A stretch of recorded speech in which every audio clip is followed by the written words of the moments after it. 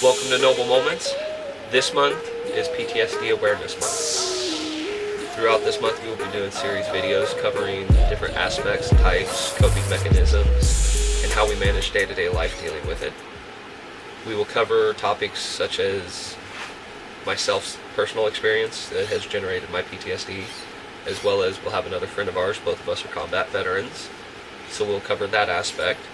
We will also be covering the less talked about other forms of PTSD that could be psychological, emotional trauma, the ones that most people tend to overlook when you say, what is post-traumatic stress disorder? So sit back, grab a snack, if you need to, run to the bathroom. Go ahead and take your phone with you if you want. And hopefully you learn something new. We'll provide plenty of links to support groups, outreach programs, and other ways to seek help for those that need it. And please, please, if you or somebody you know is having a very hard time dealing with any kind of emotional trauma, psychological trauma of any sort, and is in that depressed state and maybe a risk, reach out to somebody you know. Reach out to them if they're the ones having the issue. Call somebody, call a friend. Down below we're going to link the suicide hotline number, as well as a couple other resources so you can get a hold of them. There is always help. You can find it. Never, ever let there be a permanent solution to a temporary problem. So sit back and enjoy, and keep an open mind. By the way, there are going to be trigger warnings in the beginning of these videos. If you are easily triggered, please click out now. Those of you that have stayed, Let's go. time to get started. Hang on. Hi everyone, this is first video of PTSD with a non-veteran. So I'm going to sit here, and here's my friend Jara. Tell people about yourself a little. I am 29. I am a mom to 6. We have a farm at home. We have a dog, 4 cats, 2 bunnies, 2 turtles. But it's nice having the animals there. It's a mini zoo. It is. Drives me crazy, but it is what it is. We went to high school and I think middle school together. Yeah, I think so. Crossler. Yep. Crossler, Sprague. Yep. We've known each other for a long time. A long time. Since we were little, essentially. Pretty much. The grade school years don't count. Anyway, Yeah. was it one specific trauma that caused your PTSD? Yeah. There's a couple, but one that started it was when I was 12. That's what started it. It was somebody who was supposed to be a grandpa figure in the family. He ended up being a pedophile at my expense. There was some stuff that happened, some touchy-feely stuff. I guess kind of what started everything and what made everything kind of come to light was I found a hidden camera in one of the bedrooms that I would always use because he bought a swimming pool. So I would go in the bedroom, which used to be my grandma's room before she died, and then it turned into like a guest room kind of thing. He had a hidden camera in one of the bird houses she had on the headboard, and I found it one day. I was in the middle of changing, and I like turned around to grab my clothes on the bed, and I looked up and I saw a red light in one of the birdhouses, and I was like, that's odd. That's strange. I was 12, and so I dropped down and I put my head on the bed kind of like this, so I was because I wasn't dressed. I had taken my towel off to get dressed, and quickly got dressed, went out and grabbed my little brother who was there too, and I was like, take me home now. So he dropped us off, and then I told my mom about it, and she took action immediately, but she was kind of like, what did you just say? Like, what? Kind of shocked at Yeah, like, are you sure that's what you found? Like, you sure? That's weird. So they distracted us, and she said that she had to go to the store or something, and she went to the house. He wasn't home anymore. He left because he worked like a swing graveyard shift. So he was at work, and she found it. She found the camera, and it linked to the TV, and then it linked to his computer. Wow. Yeah, the detective that worked on the case, all the files he had in his computer, they found drawers, like multiple drawers of pictures of me, literally just full. And Wow. the detective said he had never seen an obsession over a child that extreme in like his 20 years of doing that. So that was hard to kind of take in, being 12 and not understanding it in the first place, and then trying to wrap my head around the obsession part of it. I still don't understand to this day, but I don't think anybody would understand it, because you kind of, I guess, have to have that mind to understand, and I don't, obviously. So Right. And it can be quite a shock to, you know, you're preteen at that time. yeah. You're starting to kind of come into your body, and you're like, whoa. Yeah. Well, and that started early for me too. So I mean, I was 12, but my body didn't look 12. Yeah. So that was the trauma that started everything. And yeah, he ended up actually killing himself once he found out that we all knew. That still kind of makes me mad to this day. I don't know why it makes me mad. I don't know why I have certain feelings I do about it. I guess it's just because I never had that closure. Probably. He kind of took that from me. It's one of those, like, I'm mad and angry, but I also am relieved knowing that I never have to ever see him ever again. My children are safe. Yep. So it's a battle constantly, because it's one of those, like, how dare you, but you're lucky you did it yourself kind of thing, because it probably would have happened for him if not. So Yeah. And I've heard a lot of cases similar to yours, and sometimes the families don't get involved, and your family was very supportive and, you know, backed you up. some of them were, yeah.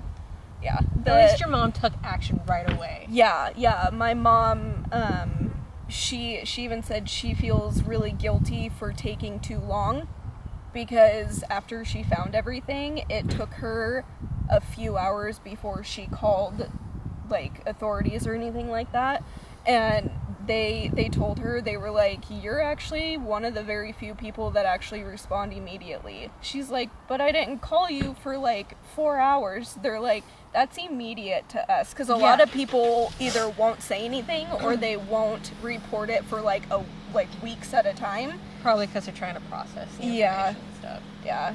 But that's something huge to process. Yeah. Especially with a family friend, family member, whatever you want to call it. Yeah. Well, and he was my stepdad's dad. So he was a grandpa. He had been a grandpa my whole life, essentially, because it's a complicated relationship that my mom and my ex-stepdad, I call him he who shall not be named, because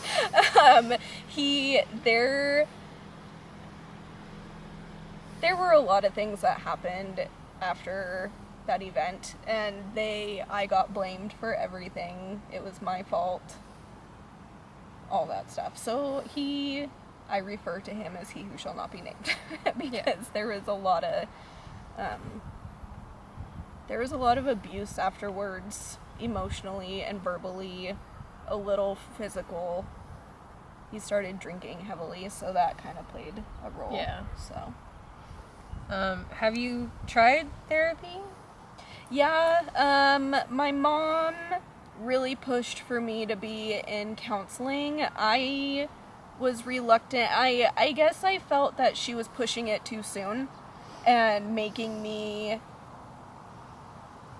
it was all in the best interest. Like, her thoughts and her actions were what she thought was best. I wasn't ready to process everything. I wasn't ready to sit there and talk to a stranger and be like, yeah, this happened to me. I was just, I was violated just now, and now I have to, like, pour everything out to you. Yeah, mentally, you're gonna need that. I need to do this on my own real quick before I go to do it there. Yeah. I was that way too, because when my video comes out later, you'll see the correlation of what I'm talking about. Yeah. So I was that way too. I didn't want to talk. Yeah, it took me a while, and it also didn't help that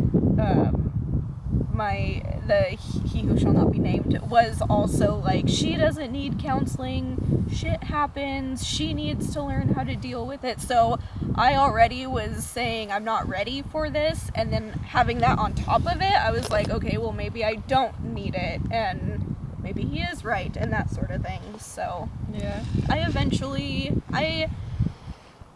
don't think I ever found a counselor when I was a kid. I finally got into counseling a little later, and I was in my early 20s, but that was because I was in a relationship and he wanted counseling. That was my second trauma that happened.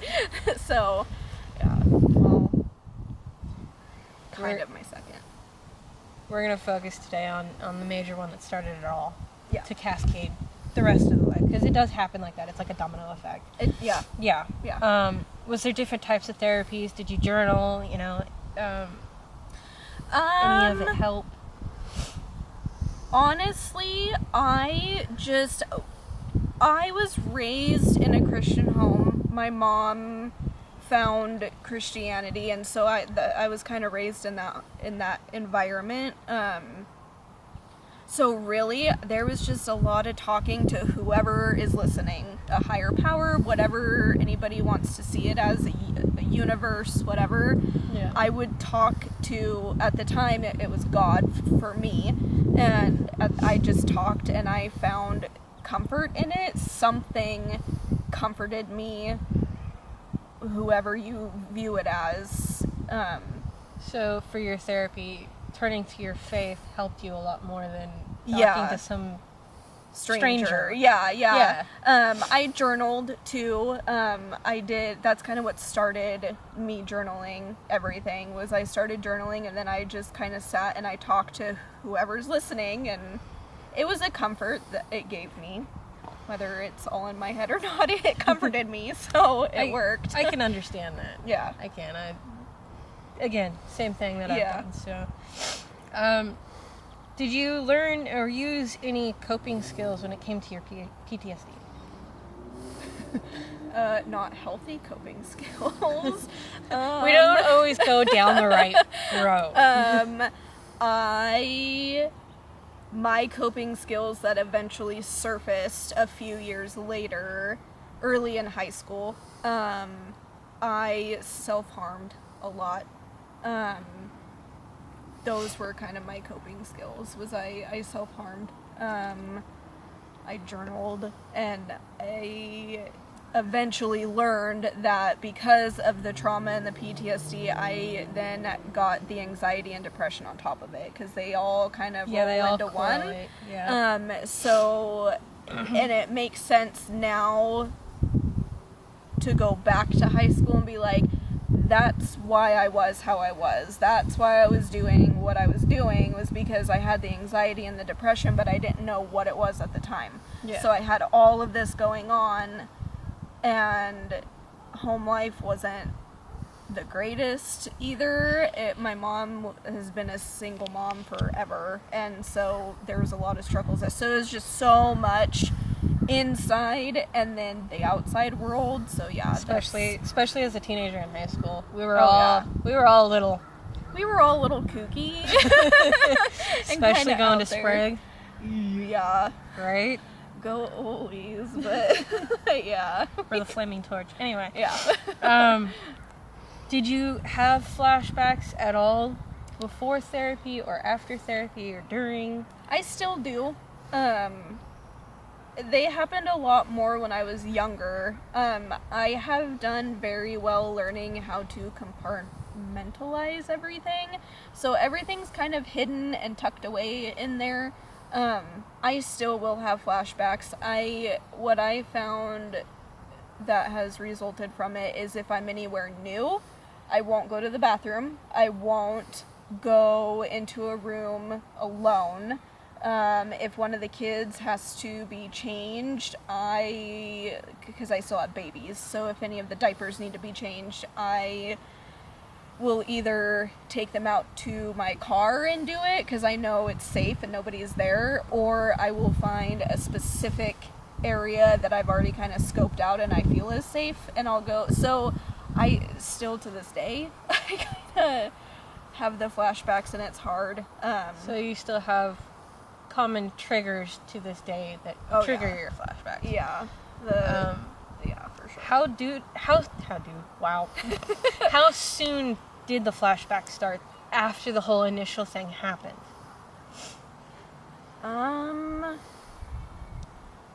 Pretty quickly. I mean, it wasn't too long after that we heard when he killed himself that it was. And that's kind of where it got weird for me too, because I was like, he's not here anymore, you don't have to worry, but it still happened, and it was probably a few months after that I would start having flashbacks of certain things he did physically. Those kept coming back quickly. I would talk to my mom about it too, and she definitely learned a very, very the hard way that you listen to the kids when they tell you something's wrong, because something's usually wrong. Yeah. And she listened. I told her that I wasn't comfortable around there anymore. He always found ways to touch certain areas on my body that didn't make me feel comfortable, and stuff like that. And so she kept me away for a while, and he stopped eating, stopped drinking, he stopped his life essentially until I started to come back around, and then he was so that again, it's that obsession. It was gone, and Sounds like he was a little crazy. Yeah, for sure. He definitely, yeah.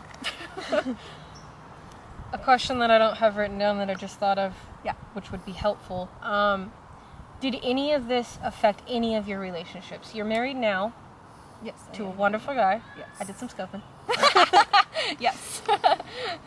Has previous relationships, high school relationships, after high school, and your relationship that you have today, any of it really affect that?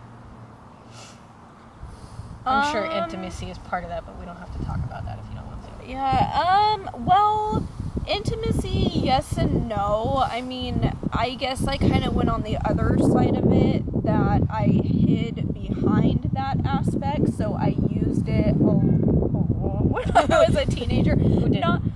Right? And it wasn't multiple people, it was I would be in a relationship for a while, and that's who I had the intimacy with. So I mean, I was young when I first started, but I think I went on that side of it, is I used it as kind of a coping technique with it. Yeah. Yeah.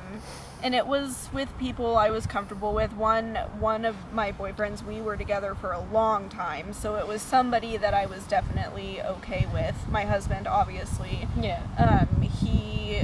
My ex, before I got with my husband, that's a whole other story, but yeah. So yeah, I kind of went on that side of it. It's understandable. Yeah. Did you develop OCD because of this? And what are your tics? That's hard. I don't know if, well, I guess some of the OCD is scoping where I'm at, and I have certain routines I have to do to make sure everybody's safe, because if I don't do it is when it's gonna happen, and something's gonna, yeah. And the anxiety. Yeah. Yeah, no, I get that.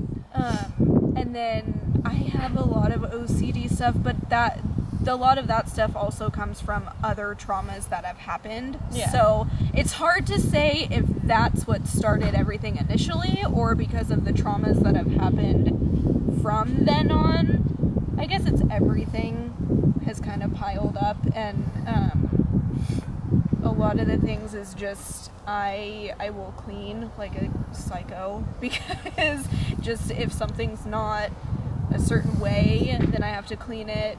Laundry is one of my big OCDs. I don't know why, but it is. It's like nobody can touch it. I have to do it.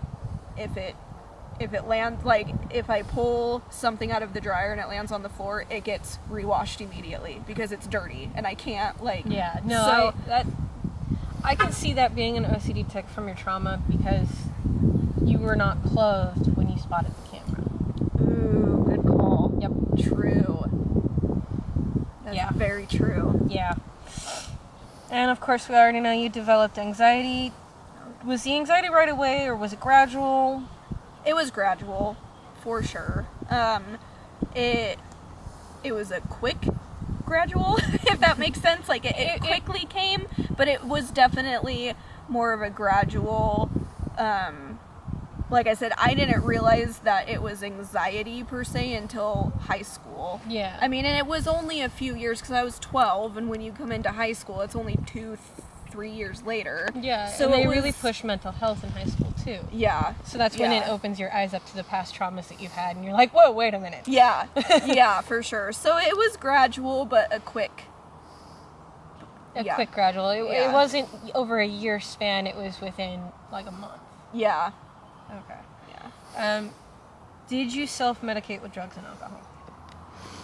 Other than self-harm, using that as an medicate. Yeah, I guess I would say I did because I smoked a lot of weed in high school. I would have never pictured you as a Oh. person to smoke weed. Oh, But hell, we didn't really talk through some years during high school. Right. Yeah, no, I smoked a lot in high school. But I still graduated early. I graduated early from high school. I got everything done, and I think that's why, is because it allowed me to be in public. It allowed me to be able to function in school, because everybody who is in high school and was in high school knows that high school is chaotic. It's hell. And yes, it is a shit show. And I smoked it, and looking back now, I'm like, makes sense why I was able to like finish and get everything done, because it allowed me to focus. It allowed me to for surely make everything kind of quiet in my brain so I could manage all day, and then Yeah. I'd go home and then just That's when your brain comes back and yeah, goes, hey! yeah, I'd go home and everything would be really loud again, and so then I'd smoke more to quiet it down, and yeah. So yeah, I did that a lot. So you self-medicate with weed. Yes. Yes, I did. Has things gotten better for you, and when did it start? Not really. Not really. It's Not still really. still pretty fresh. Yeah, I mean, even though it's been, what, like 18 years, however long, whatever. It's been a long time. I still haven't dealt with it the way I should. So it's definitely still there. And I know it's still there. I'm a very spiritual person, meaning like I definitely think spirits can come and go, or they stay, or they come around and say hi and stuff like that. Yeah. I had a dream, it's probably been a couple years now, year and a half or so. I had a dream he found me, is what he said. I was walking outside and he was sitting on a bench and he had a newspaper up in front of his face and he dropped it and he was like, "I found you." Had me looked up for a while after that. Man, because I would want to get some shitty drunk right there. Yeah, I smoked a lot after that because I was like, So that really, and then, so that was probably about 2 years ago, because a year ago it happened again, and I was just like, no, let's not do that. So, yeah, like, sorry, I'll probably stop and kind of wander off. No, that's You may that's have fine. to pull me back. That's fine. We only got a couple questions left, and then we'll be finished. If you could talk to your younger self, what would you tell yourself knowing what you know now? For surely get into counseling and don't be afraid of it, because it does help. The counselor that I have, that I've briefly talked with about everything, I mean, it really does help. Do you want to continue on with that, or did you... I forgot what we were saying. I I told you I'm gonna... No, that's fine. If you could talk to your younger self, what would you tell yourself knowing what you know now? You said something about counseling. Oh yeah, for sure. Just do counseling, but take your time. Find somebody who you're comfortable with. Shockingly, my counselor I have now is a man, but he's a good one. He's a good counselor. A lot of people find it odd because maybe there's underlying there, but like for my counselors and stuff, I prefer him. I prefer a male doctor. Like, so it's weird how I process everything. Yeah. Like, and I haven't had a good experience with a female doctor a few times, so I'm just like, no, I'm okay. Right. No, Yeah. I can understand that. Why are you doing this video today? I want it to be destigmatized. You can have, as you saw my children, you can have a life and still have a battle going on in your head. Some days are harder than others, for sure. I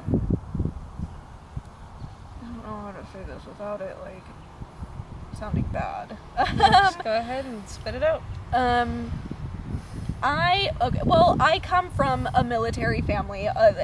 My grandfather was a Marine, my cousin's a Marine, my brother's a Marine. Like, everybody is a long line of military. And not that I want to devalue them whatsoever. I also want people to know it's okay to have and be diagnosed with PTSD without having that as a background. Yeah. Because a lot of it, and it does need to be brought into light that ex-military for sure need help when they come home. Oh, yeah. For sure. And I want everybody to be up there, and because I know I won't talk about it a lot because of my brother, who him and my cousin both have a lot of PTSD from being overseas in war and stuff like that. My cousin did 4 tours over there. My brother only ended up doing 1, but still a tour is a tour when you're overseas. Yeah. So, I definitely want them to be comfortable in talking about it. And when you have PTSD, everybody is valid. Yeah. When you have a diagnosis of it, you're valid. You still are a human being. You still should have love. You still deserve to be loved. And you are above what your diagnosis is. So I just want the stigma to just end, essentially, and I want everybody to feel okay talking about it. That, I manage an entire apartment complex with, 200 plus people. I have a daily life and I can do my daily life just fine, and then I deal with my shadows at home. But yeah, essentially, just so word gets out that it's okay to have it and you can still have a life. I like that. Do you have anything you want to say to someone that may be going through the same thing?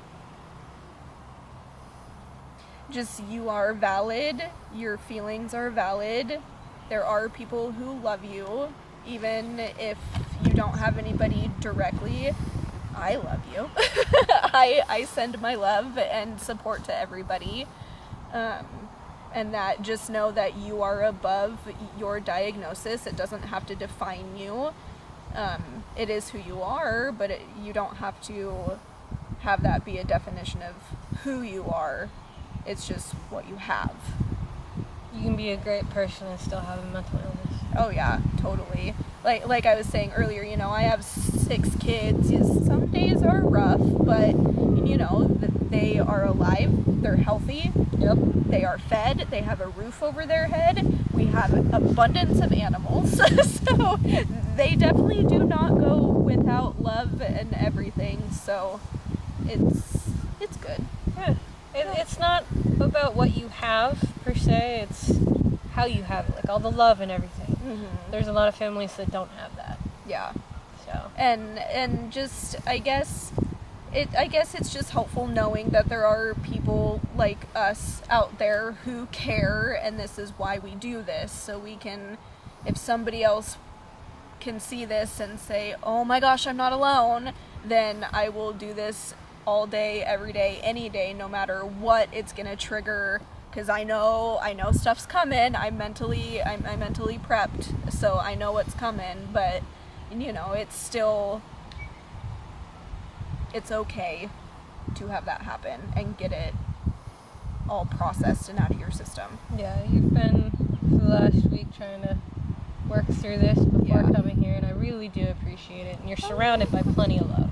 Oh yeah, it's good. I told my husband about it, and he was like, "Really?" I was like, "It'll be fine," and he's like, "Okay," because he knows what's coming. But he supports it, and he wants people to feel loved too. So I feel that it's important to get this out here from a non-military standpoint. My video is going to be last because I have a lot of problems, and I think it's been a little over 2 years, almost 3 years since I've been out of therapy myself. And you know, in the last 4 years, I've gone through suicide, a lot of other things. So this one's going to be hard for me to mentally prepare for,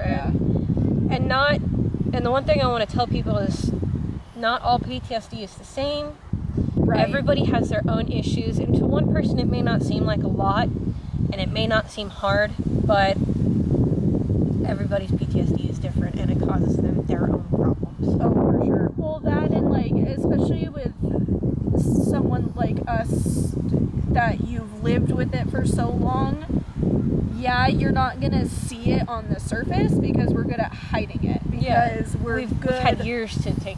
I guess you could say we've had plenty of experience and practice. But you know, it's, and I think that's another important reason of why it's important. But it's important to know that it's a valid feeling that you have, and you are valid even though you are good at hiding it, or you know, maybe you had to move because of the trauma that happened and nobody knows, and nobody's ever gonna know because you hide it. I think that's one thing that we are good at doing, is hiding it, because we don't want people to see us any different. You want to be friends with somebody that's, you know, light and airy and happy and positive, and not see the darkness that's behind. Because there's a lot of dark in there. There's a lot of dark, and I understand where you're coming from. I really do appreciate you doing this. This will be posted next week. Oh, okay. It's going to take me a lot to edit, because I have a lot of editing to do. Oh, yeah, I bet. But this will be posted next week, probably towards the end of the next week, so. Nice. I really do appreciate you coming here and doing this. This is huge and important, especially with it being PTSD month. I want to get it out there. I want people to know that mental health is okay. You can be who you can be a great person and still have a mental illness that will drag you down at least once or twice a week. Maybe more. Make a schedule out of it. Yep. All right, guys. Thank you for sitting here and watching. Thank you, Jara, for coming here and opening up and telling everybody your story. If you haven't done so already, click subscribe, leave a comment, and please, if you can, share this. Let's get this out there. Yep. Later, y'all.